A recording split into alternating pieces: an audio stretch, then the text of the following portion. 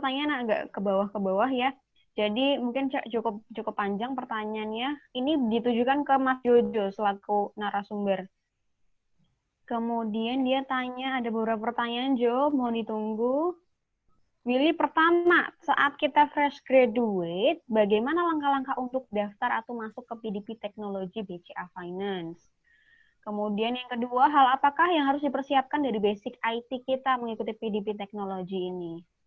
Mungkin boleh dijawab dulu yang poin berikut. Kalau untuk poin pertama mungkin aku bantu jawab kali ya, Jo ya.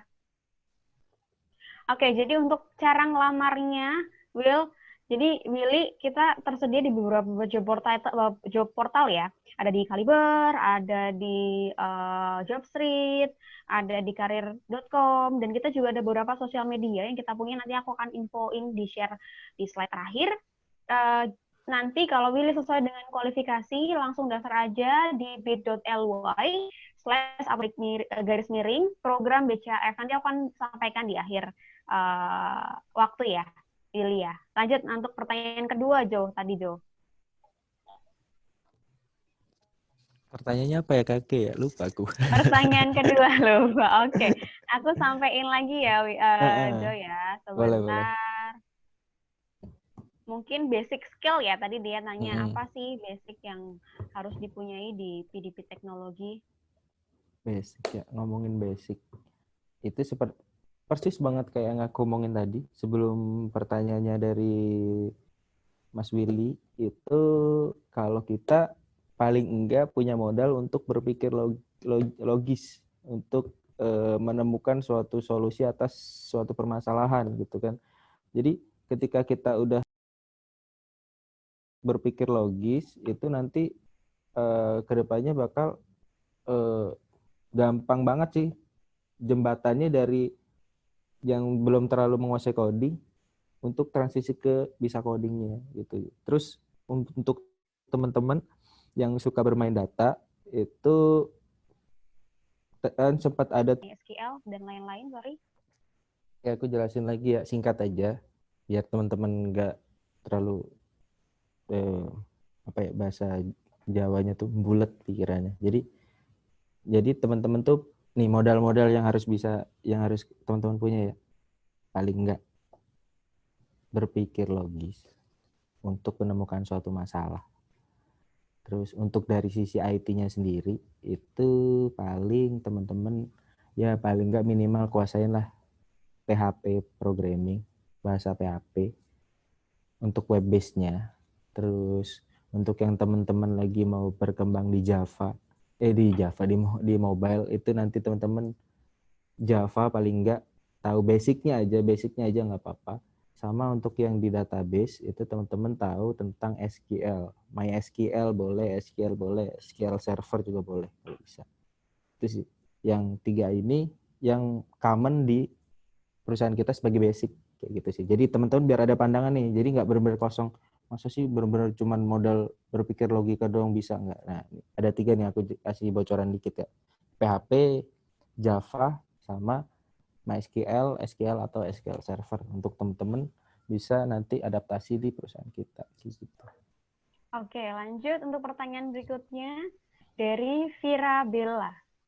Untuk dia pertanyaannya, adakah kriteria khusus jika ingin kerja di BCA Finance, Kak dia?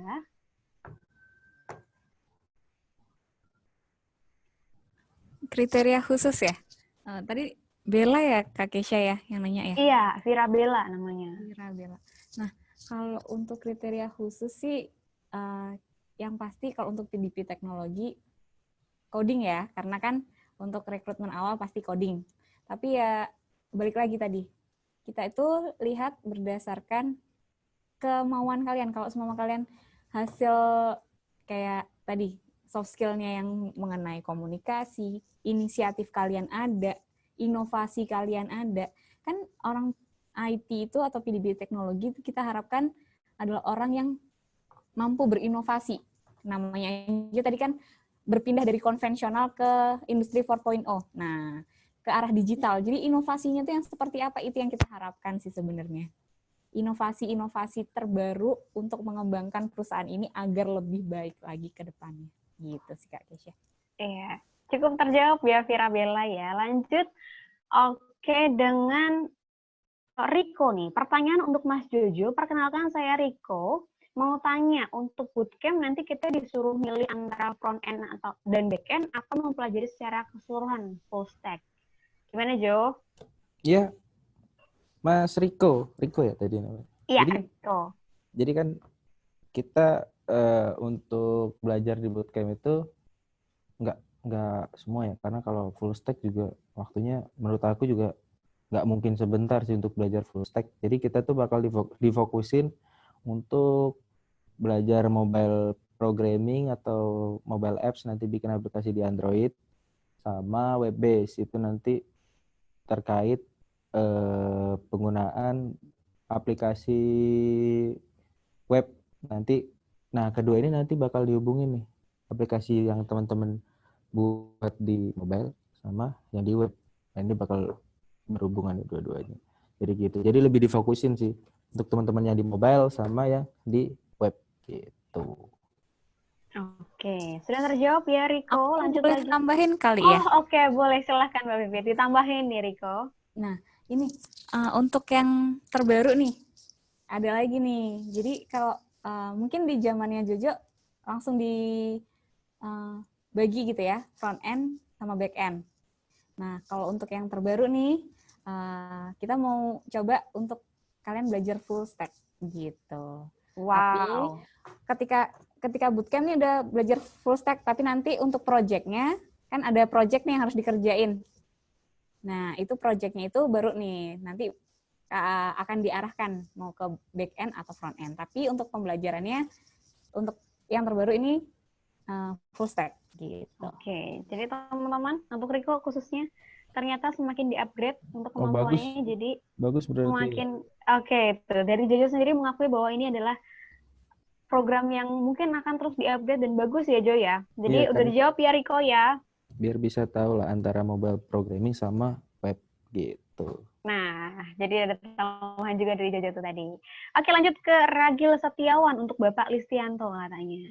Untuk dari yang mau mencalonkan, apakah harus mempunyai sertifikat mengenai penguasaan bahasa pemrograman seperti menguasai Android menggunakan framework Flutter atau dan apakah lulusan pendidikan dapat masuk? Terima kasih. Sorry kakek, tadi suaranya putus-putus deh. Oke, sorry. Aku jelasin ulang ya. Boleh. Ini dari Ragil Setiawan untuk Bapak Listianto. Untuk yang mau mencalonkan, apakah harus mempunyai sertifikat terkait dengan penguasaan bahasa pemrograman, seperti menguasai Android, menggunakan framework Flutter, dan kemudian apakah lulusan pendidikan dapat masuk? Mungkin pertanyaan pertama mesti dijawab sama Jojo kali ya. Jadi aku jawab dulu ya pertanyaan pertamanya ya. Jadi apakah harus punya sertifikat, gitu kan? Ya. Nah, jadi sebenarnya sertifikat, ngomongin sertifikat. Sertifikat itu kan sebenarnya hanya bukti bahwa kita tuh pernah belajar gitu kan, pernah tahu atau pernah lulus dari suatu learning atau course gitu kan. Jadi menurut aku sertifikat itu nggak wajib sih buat untuk masuk ya, mungkin untuk masuk ke BCA Finance ya, itu menurut aku nggak wajib karena aku sendiri juga belum ada kebetulan sertifikat untuk, karena aku kan kebetulan di mobile programming. Jadi dulu aku juga belum terlalu paham tentang mobile programming, tapi di sini kan seperti aku yang tadi jelasin bahwa saat bootcamp itu benar-benar kita tuh diajarin benar-benar dari basic nih, Java basic sampai advance, sampai nanti akhirnya kita diharapkan membuat suatu aplikasi yang bisa memberikan nilai ke perusahaan kita gitu di BCA Finance gitu loh. Jadi menurut aku sih ya bagus kalau ada sertifikat. Jadi artinya teman-teman kan sudah ada pandangan tuh. Kalau belajar Android itu apa sih, belajar web itu apa sih. Cuman buat teman-teman yang belum ada, nggak usah takut karena ya buktinya aku nggak ada tapi bisa gitu aja. Oke, jadi sesuai kemampuan aja nih teman-teman. Untuk tadi penjelasan tentang pendidikan boleh masuk atau enggak, teman-teman lihat aja dulu kriterianya terkait dengan beberapa soft skill atau required skill yang kita butuhkan. Kalau teman-teman ngerasa mampu dan punya skill di situ, jangan ragu-ragu untuk melamar, nanti kita akan sesuaikan. Jadi kita akan lihat dulu nih, jadi kemampuan teman-teman. Jadi kita benar-benar menilai dari kemampuan teman-teman sendiri. Gitu ya teman-teman ya. Untuk pertanyaan selanjutnya, tadi dari Ragil, berarti udah dijawab dua-duanya ya Ragil ya, saya bantu jawab pertanyaan yang kedua. Lanjut dengan Feni Aulia Fajri. Selamat pagi, terima kasih atas kesempatannya untuk saya untuk mengikuti webinar kali ini. Saya Feni Aulia Fajri. Mau bertanya kepada Kak Jojo. Kak, apakah kita harus spesifik menguasai bahasa pemrograman tertentu saat training atau sudah ditentukan untuk belajar bahasa apa? Terima kasih. Oh, ngomongin programming language lagi ya, kayak tadi. Ya, itu sih seperti yang aku jelasin tadi, basicnya itu sebenarnya cuma 3. Untuk web base, teman-teman perlu belajar PHP, basic aja nggak apa-apa, basic aja. Kalau teman-teman tahu create, read, update, delete, CRUD, itu udah cukup sebagai modal ya. Untuk pengembangan nantinya, teman-teman bakal belajar tentang templating, bootstrap, kayak gitu-gitu untuk back end terutama, terus bikin API, terus pengembangan nanti data-data untuk dikonsum oleh mobile, itu nanti bakal dipelajarin oleh teman-teman di bootcamp kayak gitu. Untuk yang mobile ini teman-teman paling nggak tahu Java. Java di sini tuh benar-benar basic aja dulu, nggak apa-apa, basic kayak mungkin ini aku ngomongin sedikit teknis ya. Kalau Java itu kayak ngomongin gimana sih deklarasi variabel di Java, gimana sih bikin perulangan di Java, gimana sih bikin percabangan di Java, terus array di Java, kayak gitu-gitu aja, basic-basic aja dulu, basic-basic. Kalau teman-teman di situ udah menguasai, nanti baru agak naik ke advance-nya, gimana sih cara bikin nyelesain kasus, ada studi kasus tuh di Java. Nah, dari situ kan teman-teman udah mulai naik level nih 1. Nah, nanti dari situ modal untuk pengembangan ke selanjutnya, ke mobile apps, diikutin dengan layouting di Android Studio, terus kita bikin UI, itu kita juga barengan sama trainingnya yang design thinking. Dengan design thinking kita juga imbangin nih, kita design thinking dapat, bootcamp dapat, belajar Android, kita gabungin jadi deh aplikasi gitu. Itu untuk yang mobile. Terus untuk yang database itu cukup belajar basicnya SQL, MySQL bisa, MySQL bisa, SQL Server bisa, karena memang kan masih mepet-mepet lah ya. Nggak perlu yang terlalu keluar sampai Postgre atau MariaDB atau MongoDB, itu mungkin agak-agak susah nanti adaptasinya teman-teman. Jadi itu aja untuk belajarnya, paling basic-basic select gitu-gitu, untuk insert, update, delete, itu aja sih. Itu mungkin secara teknis ya, mungkin teman-teman bisa tahu lah. Gitu. Oke Jo, terima kasih untuk jawabannya. Untuk Feni tadi sudah dijawab ya Fen ya. Oke, sebelum aku lanjutkan bacakan pertanyaan yang cukup menarik nih, banyak pertanyaan yang menarik dari teman-teman. Mungkin aku mau langsung tanya nih ke Jojo. Ini kan tadi kan kita ngebahas tentang ITDP atau PDP teknologi sekarang. Nah, Jo, boleh tahu nggak sih kegiatan-kegiatan yang ada di PDP teknologi? Mungkin ada slide yang Jojo bisa bagikan ke kita? Bisa di-share mungkin, Jo? Boleh, bentar ya. Supaya aku mungkin coba. teman-teman di sini bisa ada gambaran ya teman-teman ya. Bentar, aku coba share screen ya. Bentar, sebentar. Boleh.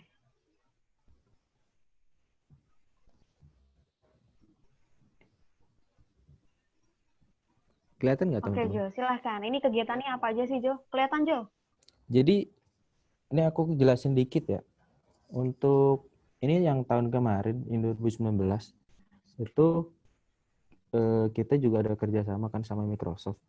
Untuk di BCA Finance itu kita dari situ Microsoft ngisi acara di BitTalk Show. Kita ada namanya BitTalk Show. Itu biasanya mingguan kita adain di IT.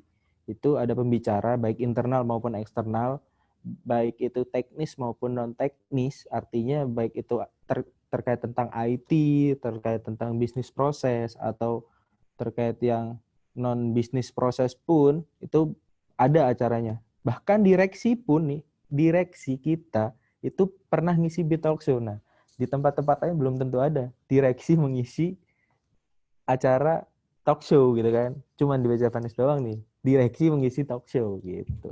Jadi ini pernah ada Microsoft, dia jelasin tentang gimana sih nanti perkembangan revolusi 4.0, terus teknologi-teknologi yang baru, terus ada. Nah itu di bulan Maret ada Pak Sugitoli, itu salah satu direksi kita, direksi terutama dari IT. Beliau juga penjelasan tentang event Datafest yang waktu itu berlangsung gitu. Terus habis itu dari ITDP sendiri kita juga ngisi nih. Gak cuman kita belajar, tapi kita juga nanti jelasin ke teman-teman IT di ruangan itu. Mungkin kita yang pernah nih belajar ditaruh di cabang sini, cabang sini, cabang sini. Nah, kita kumpulin tuh data-datanya. Dari situ kita dapat apa sih? Gitu. Nah, jadi teman-teman yang ada di ruangan itu benar-benar tahu, kebuka, oh, sebenarnya tuh kebutuhan user tuh kayak gini nih. Sebenarnya mungkin kita yang selama ini di ruangan terus nggak tahu nih, ternyata user butuhnya ini. Nah, kita sebagai PDP teknologi benar-benar dibuat untuk ibaratnya menampung aspirasi user yang kebetulan kita lagi di cabang waktu itu, waktu pendidikan kayak gitu. Habis itu ada dari legal itu dari sisi hukum ya, mungkin teman-teman tahu hukum. Terus dari induk perusahaan kita dari BCA itu tentang sharing security. Jadi tentang virus, malware itu kita dijelasin bahayanya apa, terus cara penanggulangannya gimana, phishing kayak gitu-gitu. Habis itu waktu bulan Oktober kita, karena di sini mungkin teman-teman ada yang udah tahu tentang Scrum. Jadi kita tuh di sini berlakunya Scrum ya. Jadi ada sedikit review mungkin buat teman-teman yang belum tahu, kita dijelasin Scrum itu apa sih, gimana sih Scrum yang efektif gitu-gitu. Habis itu tentang untuk bulan November itu tentang FHP atau tembak data. Nah itu tembak data itu artinya pengubahan data kan. Nah ini berhubungan dengan teman-teman yang nanti bakal jadi database administrator. Habis itu di bulan Desember itu ada bukan bintang tamu siapa ya? Dari luar itu nama perusahaannya Alibaba, mungkin teman-teman udah tahu Alibaba Cloud. Itu kita dijelasin tentang cloud computing service. Jadi kita udah mulai nih merambah-rambah ke cloud computing. Jadi yang tadinya kita masih visi, kita pelan-pelan kita mau cloud ini semua gitu. Untuk yang terakhir di Januari ini belum aku bikin semua sih, karena kalau dibikin panjang banget sampai bulan Agustus. Kini yang sempat itu ada GDP Lab tentang chatbot. Nah, chatbot ini teman-teman mungkin udah tahu ya, chatbot itu kan ngomongin tentang robot yang bakal balas kalau kita chat gitu kan. Nah, di kita itu udah mulai coba diimplementasi nih. Nanti kalau teman-teman udah masuk di sini, nah teman-teman bakal tahu tuh apa sih chatbot, apa sih produknya yang ada di BCA Finance. Nah, teman-teman bakal belajar lebih dalam di tempat kita kayak gitu. Nah, ini ada gambaran ya di lantai paling atas, IT lantai paling atas tempat kita bekerja. Nah, itu ada rumput-rumput hijau, seger kan matanya. Bisa duduk di beanbag. Ya bisa duduk di meja juga sih. Buat teman-teman yang pegel mungkin ya, punggungnya pegel, capek duduk di kursi, bisa di beanbag, tiduran sambil kerja. Tuh, ini acara FinHack sama pihak BCA juga sama induk. Nah, kita kebetulan dari ITDP sempat ngirim ada dua personil ini. Ada ini yang ketawa ini yang senyum itu dari IT yang baju merah, Mas Yudi, sama yang ini yang di ujung ini Mbak Olivia namanya gitu. Itu aja sih Mbak Kin. Oke. Jadi teman-teman ini gambaran kegiatan dari mungkin tadi dari awal sampai dengan akhir tahun ya Jo ya. Betul. Ada banyak banget kan teman-teman, dan ternyata banyak kesempatan teman-teman untuk ikut training, untuk upgrade skill juga, ikut FinHack. Ini apa sih Jo kalau boleh tahu? Kalau FinHack itu ibaratnya gini nih. Kita bakal dikolaborasiin dengan unit yang non IT nantinya. Jadi kita bakal bikin suatu produk yang nantinya akan dipresentasikan ke induk perusahaan kita BCA bersaing dengan perusahaan-perusahaan bersaing dengan anak perusahaan-perusahaan lainnya seperti ada tuh BCA Insurance, BCA Life, kayak gitu-gitu kan banyak. Nah, dari situ kita bakal bikin apa sih untuk menunjang perusahaan kita nantinya. Nah, akan dipresentasikan ke direksi-direksi BCA gitu. Nanti di situ kita bakal bikin produk on the spot, bergabung sama tim-tim yang non IT di situ. Nah, ini ada teman-teman yang non IT, ada dari HR bahkan kan, ada dari HR juga, dari unit mungkin dari legal, dari finance atau dari marketing bahkan itu bisa menyampaikan idenya, nanti ngobrol sama tim IT bakal dibikinin apa. Nah, dari situ kita berbagi ide, bakal muncul suatu produk atau inovasi kayak gitu sih Kak. Oke, jadi udah kelihatan banget nih bahwa ternyata PDP Teknologi ini seru banget di dalamnya kegiatannya, nggak cuma ngoding doang di dalam ruangan, tapi banyak banget kegiatan. Ada outing, ada ikut kegiatan FinHack tadi. Betul. Ada Microsoft juga, dari Microsoft. Jadi macam-macam banget nih teman-teman untuk kegiatannya ya Jo ya. Jadi makanya tadi Jojo bilang semuanya seru walaupun ada tantangannya. Oke Jo, mungkin aku boleh minta bantuan untuk stop sharingnya dulu. Aku mau lanjut untuk pertanyaannya ke pertanyaan-pertanyaan berikutnya, karena cukup banyak yang nunggu. Teman-teman pertanyaannya sangat excited banget ya aku rasa. Oke, untuk selanjutnya nih, aku mau tanya, membacakan informasi pertanyaan dari sebentar. Karena banyak banget pertanyaannya, sorry ya teman-teman ya. Jadi ini ada dari untuk Pipit, selama pendidikan PDP Teknologi, peran dari unit talent apa sih untuk bantu peserta? Tadi mungkin udah sempat dijelasin sedikit, mungkin dibantu dijelasin lebih banyak lagi. Silakan, Mbak Pipit. Oke, talent ya. Talent itu sendiri itu kalau di kita itu sebagai kakak pembimbing, bukan kakak sih, bukan pembimbing sih, bukan dibilang mentor juga enggak, tapi kakak yang mendampingi.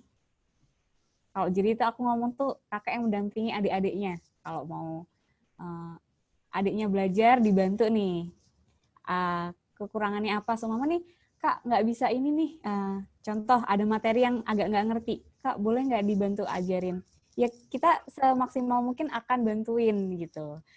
Apa aja.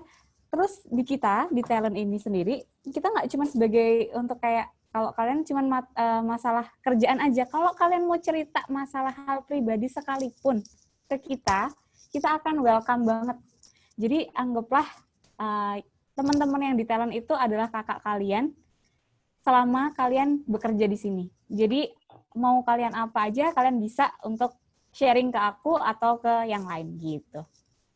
Oke, jadi ternyata teman-teman bukan hanya single fighter di sini, tapi akan dibantu dengan kakak yang baik hati ini, dengan Mbak Pipit, selaku kakak mentor deh teman-teman nantinya ketika sudah bergabung. Ada pertanyaan berikutnya, nanti mungkin aku akan pilih-pilih ya teman-teman pertanyaannya, karena sangat banyak pertanyaan untuk hari ini, karena kayaknya aku rasa teman-teman excited banget untuk ikut nobar kali ini, jadi aku akan pilih dulu pertanyaan-pertanyaan, karena berhubung waktunya juga semakin menipis. Aku langsung tanya dari Ayu buat Pipit, kenapa IT juga harus belajar marketing, operation, dan lain-lain? Kenapa nggak fokus di IT aja? Kenapa Kak Pipit? Boleh dibantu jawab? Boleh Kak. Tadi siapa Kak yang nanya? Mohon maaf. Dari Ayu. Dari Ayu, ya. Ayu, gini, kenapa teman-teman IT PDP Teknologi itu belajar tentang yang lain seperti marketing, collection, ataupun operation? Harapan kita seperti yang tadi, itu mampu untuk merubah dari yang konvensional ke arah digital. Jadi kan kalau seumpama kita tahu nih, seorang IT tuh nggak akan tahu permasalahan apa yang ada di lapangan kalau mereka nggak tahu atau mereka nggak ikut terjun langsung ke unit itu. Jadi harapan kita dengan mereka kita berikan fasilitas untuk belajar tentang marketing, operation, collection, dan lain-lain, itu mereka tahu, oh ternyata flow-nya itu seperti ini. Ketika ada masalah satu tentang sesuatu hal di unit itu, entah itu marketing, operation, atau collection, teman-teman dari PDP Teknologi itu tahu, oh aku harus ngapain ya? Aku harus merubah dari segi mana ya? Karena dia tahu flow-nya itu seperti apa. Jadi ketika merubah satu, dia tahu runtutannya itu bagaimana gitu. Jadi harapannya itu ketika merubah sesuatu itu nggak langsung merubah aja, tapi tahu nih flow-nya itu seperti apa, dan ketika merubah satu hal itu akan berdampak kemana aja sih gitu. Nah, jadi kita nggak hanya memikirkan dari sisi pembuatnya aja ya, Kak Pipit ya, kurang lebih gitu. Betul. Jadi kita dari PDP User teknologi. experience gitu Kak Nah, maksudnya. gitu, betul sekali. Lanjut untuk pertanyaan, mungkin ada 2 pertanyaan aku pilih dulu, karena waktunya sudah di 11.31. Dari Guman Iradi. Kak mau tanya, sebelumnya Kak Jojo ini apply di di portal job. Setelah apa nanti kan akan ada pengumuman lulus administrasi. Nah, itu tes untuk bisa menjadi ikut pelatihan PDP, apakah setelah administrasi ada les lanjutan, seperti wawancara, kemudian baru nanti dilanjutkan, atau seperti apa nih? Jadi mungkin proses rekrutmennya ya, mungkin Jojo akan jelaskan dulu sedikit, nanti aku tambahkan penjelasannya. Ya, kakek. Jadi aku jelasin sedikit ya untuk proses. Jadi memang untuk tahapan-tahapan tes di tempat di BCA Finance itu nggak cuma administrasi aja. Jadi ada banyak nih. Termasuk untuk PDP teknologi ini ada tes coding kan yang mungkin nanti teman-teman bakal laluin. Nah, dari situ makanya tadi aku sempat pesan buat teman-teman itu pelajarin aja basicnya dari 3 itu, dari web, dari mobile, sama database. Untuk yang web ini belajar aja PHP, yang mobile ini belajar aja Java, sama yang database ini pelajarin aja tentang SQL itu. Mungkin lebih lengkapnya mungkin nanti dijelasin sama kakek itu kali ya. Oke, aku bantu jelasin ya. Jadi prosesnya nanti tentunya akan kita pilih sesuai dengan kualifikasi nih. Nah, nanti kalau udah sesuai dengan kualifikasi, tentunya akan ada beberapa prosedur, seperti ada tes coding, psikotes, interview, ada juga beberapa informasi mengikuti proses presentasi nih. Jadi teman-teman akan, jadi pertama juga akan dilatih untuk belajar presentasi tentang proyeknya. Jadi untuk apa aja prosesnya berikutnya seperti apa, teman-teman jangan lupa apply, nanti kita akan lanjutin sesuai dengan kualifikasi di rekrutmen. Gitu ya teman-teman ya. Oke, lanjut lagi untuk pertanyaan terakhir mungkin ya. Aku mau bantu pilih pertanyaannya dari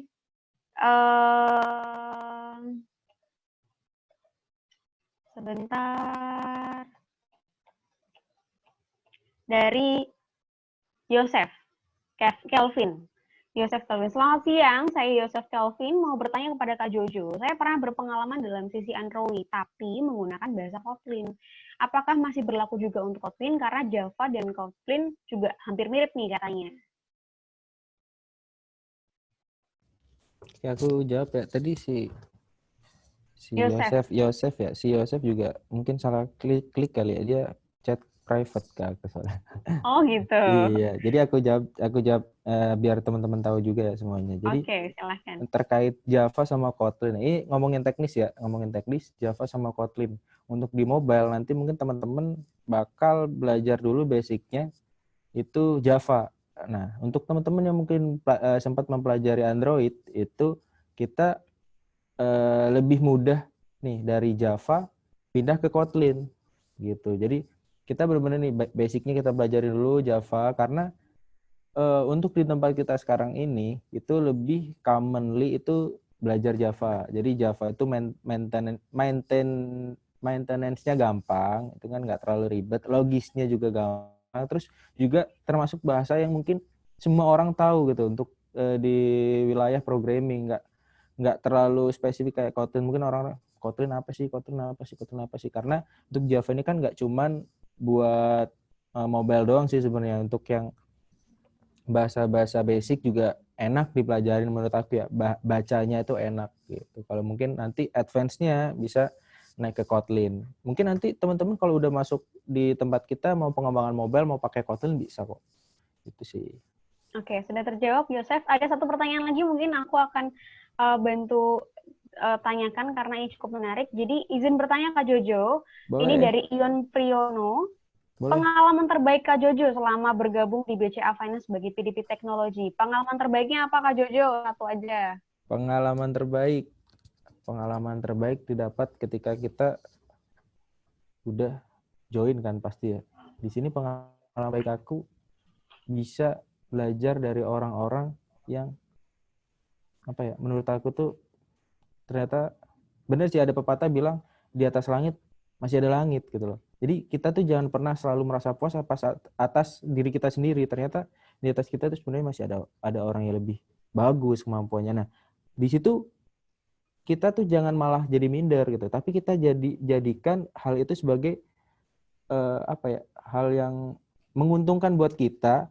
Gimana caranya? Kita belajar dari orang itu, kita belajar. Nah, dari sini di tempat ini di IT, aku tuh coba terapin hal itu dan akhirnya aku tahu hal banyak dari yang aku nggak tahu tentang cara desain, gimana pakai, semua teman-teman tahu Adobe XD, akhirnya aku bisa pakai Adobe XD.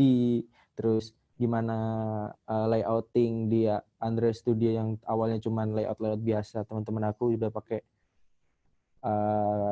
layouting yang kekinian gitu. Akhirnya aku bisa belajar dari situ. Banyak lah sebenarnya pelajaran-pelajaran yang bisa aku dapat, nggak cuma dari kelas, tapi dari bahkan saat istirahat pun teman-teman tuh masih bisa sharing gitu loh. Itu sih pengalaman yang mungkin yang belum tentu aku dapat dari tempat lain. Itu sih. Oke, jadi pengalamannya adalah belajar dan sharing ya. Justru itu adalah Betul. pengalaman yang terbaik buat Jojo. Dan mungkin tadi Mbak Pipit juga ngangguk juga karena emang bener nih, selama istirahat pun teman-teman boleh sharing apapun dengan siapapun. Jadi teman-teman untuk kesempatan belajar disediakan, difasilitasi, dan teman-teman juga boleh menggunakan dengan baik. Jadi mungkin itu aja pertanyaan yang aku akan tutup tadi, pertanyaan terakhir. Mungkin untuk nobar kali ini berarti udah jelas ya, A to Z PDP teknologinya itu udah dapat banget. Jadi dari pertanyaan udah dijawab, mungkin nggak semua pertanyaan, mohon maaf buat teman-teman yang mungkin belum sempat dijawab pertanyaannya, belum sempat saya dibacakan, karena kali ini pertanyaan cukup banyak, sehingga mungkin waktunya kurang kali ya, nanti mungkin next Iya, akan terlalu excited kali ya, kita terlalu excited panjangin teman-teman. lagi. Terlalu excited benar. Nah,